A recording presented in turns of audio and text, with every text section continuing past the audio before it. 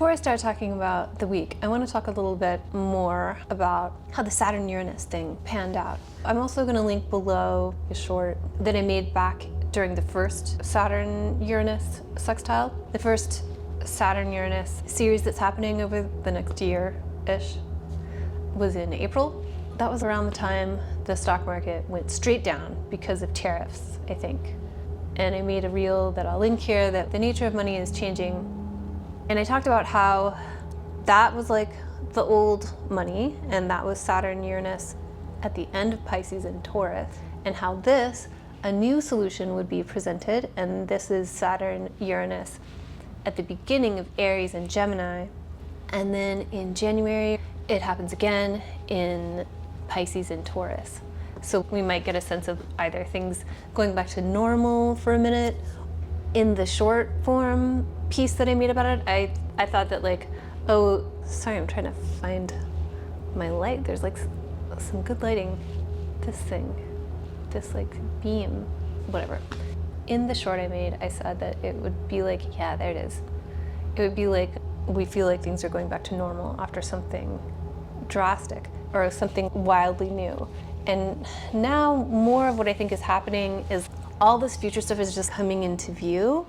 I think in January, whenever the third one is, January 19th, 2026.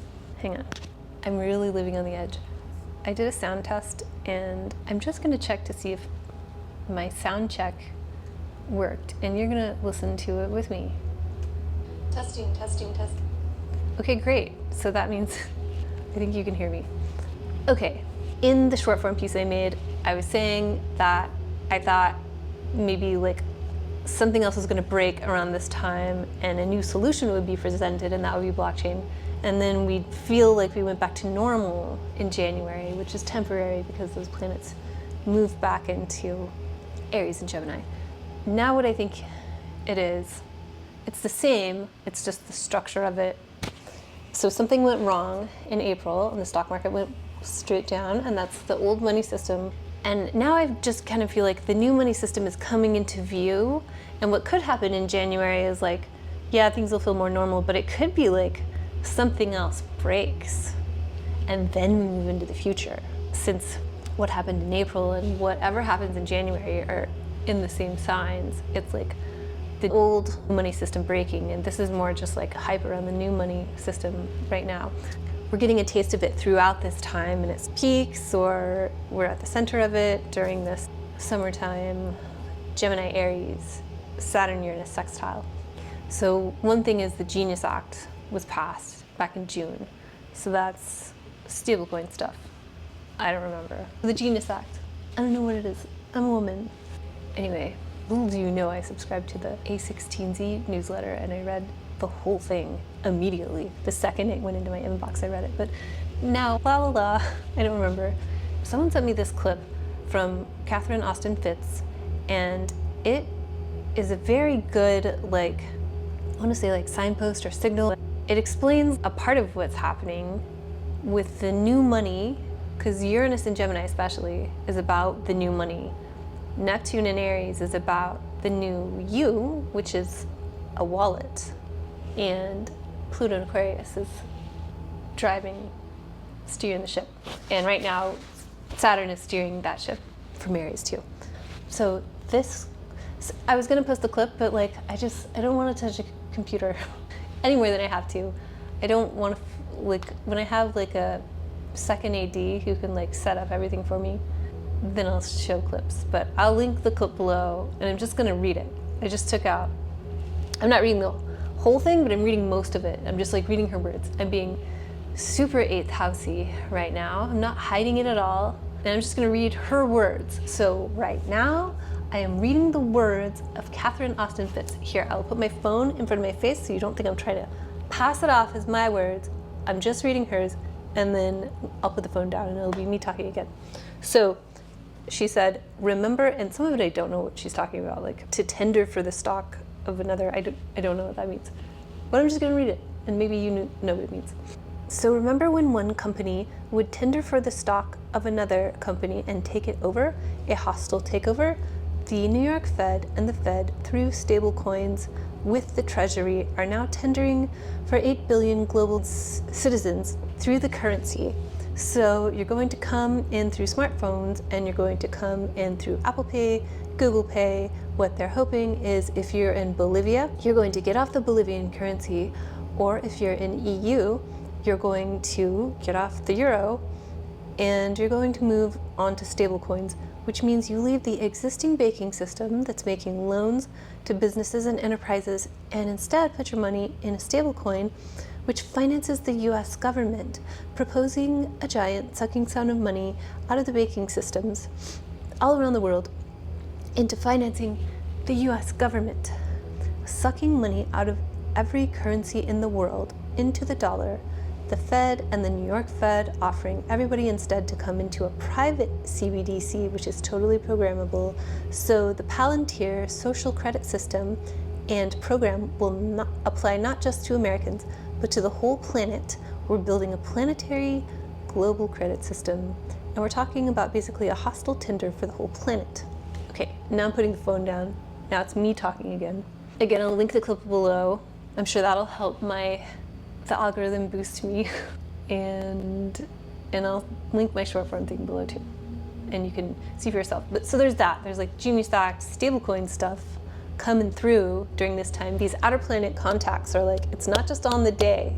They're a much wider sphere of influence. And I didn't write down the dates of this, but the other stuff that I think is important is ChatGPT 5 came out, and I'll talk about that in a minute.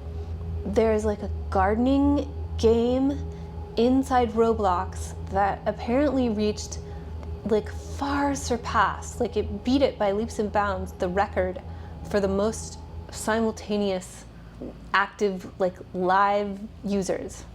It beat Fortnite, a gardening game within Roblox, and ChatGPT 5 came out. I'm gonna try to talk about these two things at once. Gaming is a big deal, and the future, the game lords, they want you gaming. The whole thing is a game, life is a game. You are a wallet, you're a character, you are an agent in the game. I even saw, like, one of my favorite AI influencers was like, you are an agent in this world, and I love her. But the line of thinking is like, ChatGPT is going to be distinguishing between robots and humans very soon. Like, that's what the eye scanning thing is. You're going to want that for status. You're going to need it probably to get any kind of job or anything. Your ChatGPT bubble will go from gray to some other color. And they're doing the thing that Apple did with iMessage. You are a wallet. You are an agent. You are like a cartoon avatar in your own life online, and that's Saturn, Neptune in Aries, which I keep calling the new, more mandatory metaverse. ChatGPT came out with its new thing. So that has nothing to do with, it's not like World Industries creating the little authorization gem in your ChatGPT account quite yet. But what WorldCoin is doing, which hooks into ChatGPT, connects with this stuff that Catherine Austin Fitts was talking about, creating the new, more mandatory metaverse. And meanwhile, Roblox gardening, where people are just hanging out online. So we're not doing a mission. We're not doing crazy adrenalizing stuff. In Fortnite, we're just hanging out online, using web browsers online, like being online and then using the internet online. Like my cartoon avatar is using the internet inside the computer. And this is the new, more mandatory metaverse. And the money is changing. So that's how, like, I keep framing Uranus and Gemini, the money is changing. Saturn, Neptune, and Aries is the new, more mandatory metaverse. All of this is overlorded by Pluto and Aquarius, who works for Saturn. So that's what I have to say further about the Saturn-Uranus sextile that just happened. And the way I think that works now, it's not quite what I put in the short form video linked below. I think the shape is different. I think it's like something went wrong in April, and now we're like, the future, and it's really exciting, and maybe even kind of breathless, and feels fresh and new, and then maybe something will go wrong again in January, or maybe there'll just be like some sort of criticism, like spike of whatever happened in April, with the tariffs and the stock market crash coming back up in January. So either it coming back up or something else going wrong. So this week, what day is it? It's Monday. So on Monday, the moon moves into Cancer in the afternoon. So we get the moon in Gemini. You have like a chatty morning. It's really tempting just to like look at myself in this cool sunbeam. And Venus isn't even in Leo yet. That's next week. But the moon's gonna be in Leo this week. Anyway, the moon moves into Cancer in the afternoon. The moon's in Gemini. It's sextiling the sun. The moon moves into Cancer where it has dignity, but the moon in Cancer squares Saturn and Neptune. So the thing, and I'll just repeat myself, the thing I say a lot about the moon in Taurus squaring Pluto in Aquarius, it also right now applies to the moon in Cancer still, and it did when Pluto was in Capricorn. That was always the moon opposing Pluto. Okay, I have a fear that I maybe paused my recording and didn't say anything, but I'm just gonna go with it on the off chance that I don't have to touch a computer. Our human bodies have been under attack by the structure, by established structures and organizations.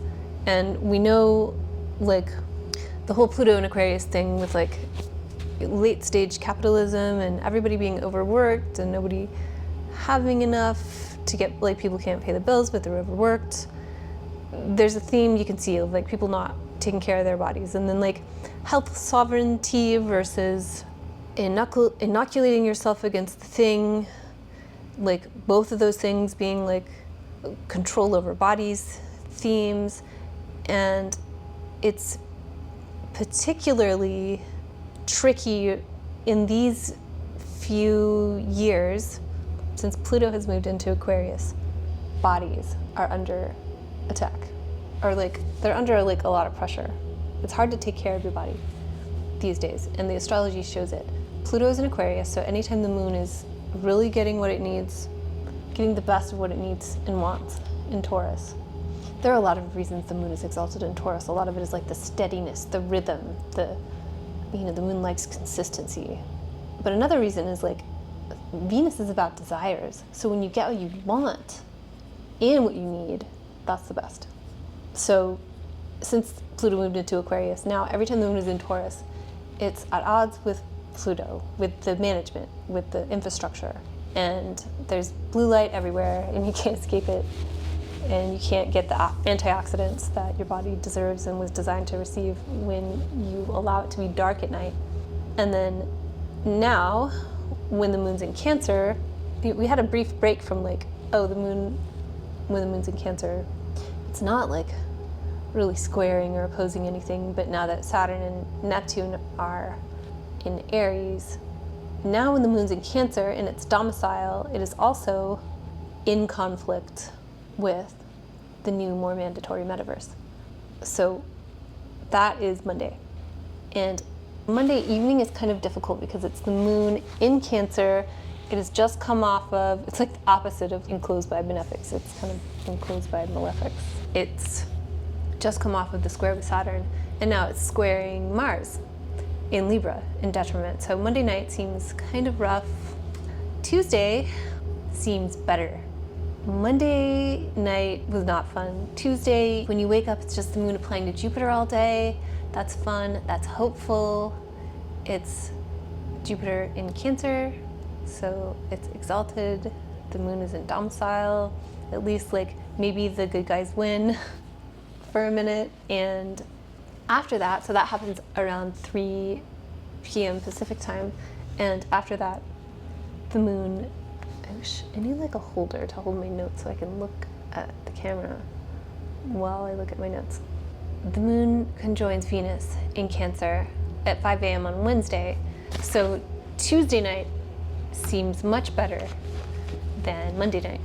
The moon moves into Leo in the afternoon on Wednesday. So Wednesday, like first thing in the morning, it's the moon conjoining Venus. And so maybe you just sleep right through that. If you don't, I hope you like take a bath in the morning instead of a shower. So then all day it's just the moon void. in Cancer and past the trouble for now. And then the moon moves into Leo, and that is quite a change in tone, and it trines all the outer planets, it opposes Pluto, so more complicated. Wednesday night is more complicated. Really enjoy yourself Tuesday night, because Wednesday it's more, I want to say same shit, different day. For Wednesday, we just get this like the moon rolling over these outer planets that are all touching each other. That's like the rhythm. That's like the instrument of time, of all of material reality that the moon plays and activates. It's just this jumble of outer planets all talking to each other. So the end of Wednesday, like dinner time Wednesday, tense, maybe in a like hidden power struggle way, in a way that's like, why can't we just have things out in the open? Why can't, like, instead it's just like this psychological war that you can't win, maybe. You just have to deal with it. It's too ingrained. So anyway, Wednesday, the end of Wednesday seems like bullshit, honestly. And the moon is applying to a sextile with Mars late night Wednesday, so the like after party. I need a new word for late night. I think that's not cool anymore. I've said it too many times. Moon sextiling Mars in Libra, it doesn't have to be bad. It could just be vigorous. Have something, if you can have, even with Moon Pluto and the moon trining Neptune, that's so much, and the moon sextiling Uranus. It's like so many dynamics. Have something fun and all over the place to do where you also have to figure something out.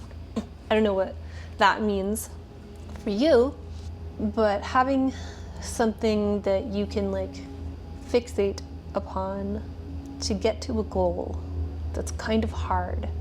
Roll your sleeves up. Second part of Wednesday. Except for the moon opposing Pluto and sextiling Uranus, I was gonna say go into your garage and like do like some mad scientists, like electrical engineering experiments. Maybe not. If you have like if you can safely tinker with an Arduino or something, maybe that, as long as you're safe and grounded. Or just do something less safe, or more safe, less risky. Thursday, the moon conjoins Mercury, just applying to darkness to the end of the cycle.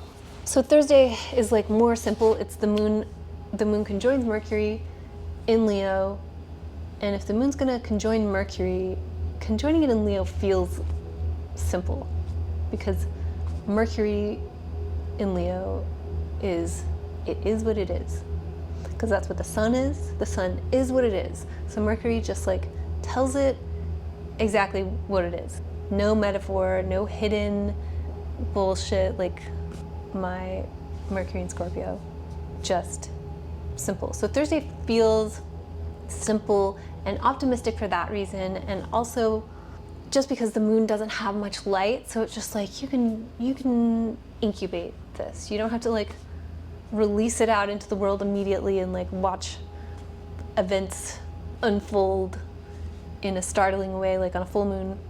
Thursday is things can incubate, whatever that like moon conjunct Mercury thing is. And that's it. The moon makes no aspects with anything else until it changes signs and enters Virgo, which doesn't happen until Friday.